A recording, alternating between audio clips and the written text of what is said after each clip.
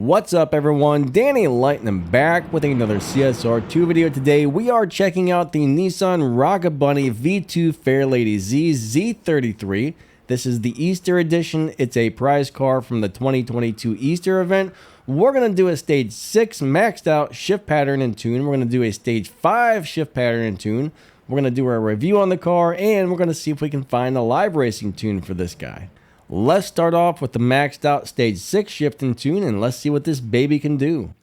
If you enjoyed this content, smash that like button, share this video with your friends, subscribe to the channel, hit that little bell and set those notifications to all. Thanks! When you have the car 100% maxed out, nitrous at 178 and 4.6, final drive 2.40, tire pressure down at 8 psi.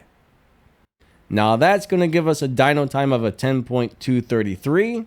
Now to drive this car, we're going to hold down the gas and let go right about number 1 to launch. Try and get a perfect start. The needle's going to kick back a little bit. Shift into second, nitrous on third, and all good shifts after that.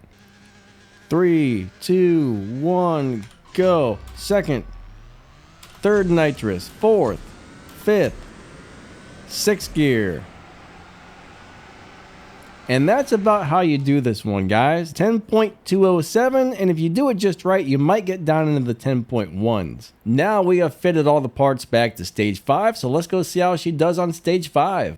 So on stage 5 only, nitrous at 130 and 2.8, final drive 3.07, and tire pressure 8 psi. And that's going to give us a dyno time of a 12.035. Alright, so to drive this car on stage 5, you're going to hold down the gas, let go right around number 1, try and get about a perfect start.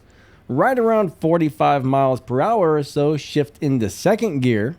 All good shifts after that, and nitrous on third. Very easy to drive on stage 5, and it should beat the dyno by just a little bit.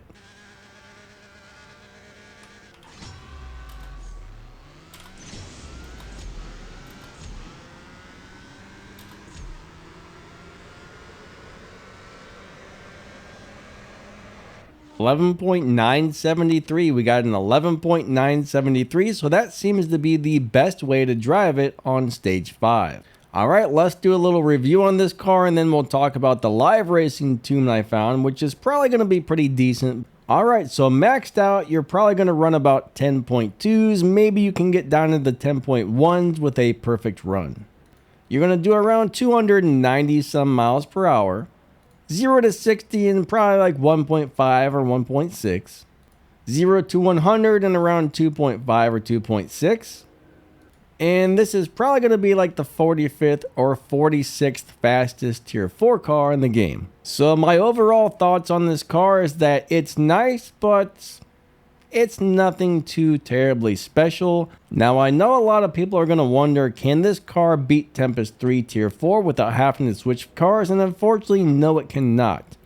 I set it up for the fastest 0 to 60 times, and it cannot beat the 0 to 60 required to beat Tempest 3 tier 4.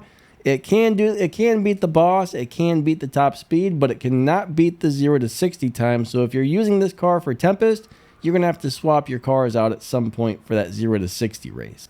Now, we've already got 2 or 3 other Rocket Bunny V2 Fairlady Zs in the game, and I feel that those ones are actually a little bit better than this one. So this one's just kind of an okay car, nothing special, but we did find a live racing setup, so let's go check that out.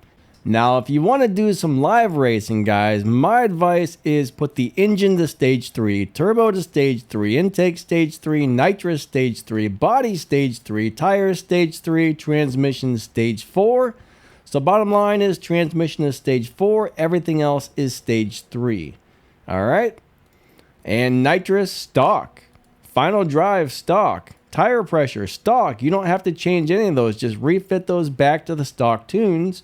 And that's going to give us a dyno of a 14.606.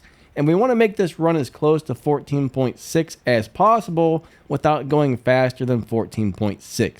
Now to drive it with this live racing setup, we're going to try and get a perfect start. Early shift into second. Nitrous on third. All good shifts after that. And you're probably going to want to slow down before you cross the finish line because it will beat the dyno time by a little bit. And we don't actually want it to for this type of setup. And if you keep beating the dyno during live racing, it'll move your car into faster lobbies. With this setup, driving at dyno or a little bit slower will keep it in the same lobby. 3, 2, 1, go. Second. Third in nitrous. Fourth. Fifth gear. Here comes sixth gear. And that's all she wrote. No more shifts, guys. No more shifts. And this should run just a little bit faster than the dyno time. All right. There we got a what? 14.586. And we got a 14.6 something on the dyno. So we do want to slow down just a little bit before we cross the finish line. And this should win a nice amount of live races. And get pretty decent respect points, especially since it has 5 purple stars. Alright, so I think that wraps up the review. I don't know, it's an okay car. It's probably going to do halfway decent at live racing with the setup that I showed you. But besides that, I don't think it's really got that much going for it. Should you upgrade this car?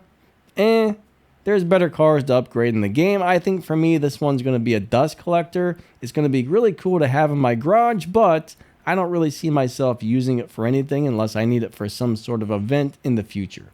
Anyways, thanks for watching. You guys are amazing. Don't forget to hit that like button and subscribe to the channel. And check out one of these videos that are about to pop up on the screen, alright? Catch you guys later.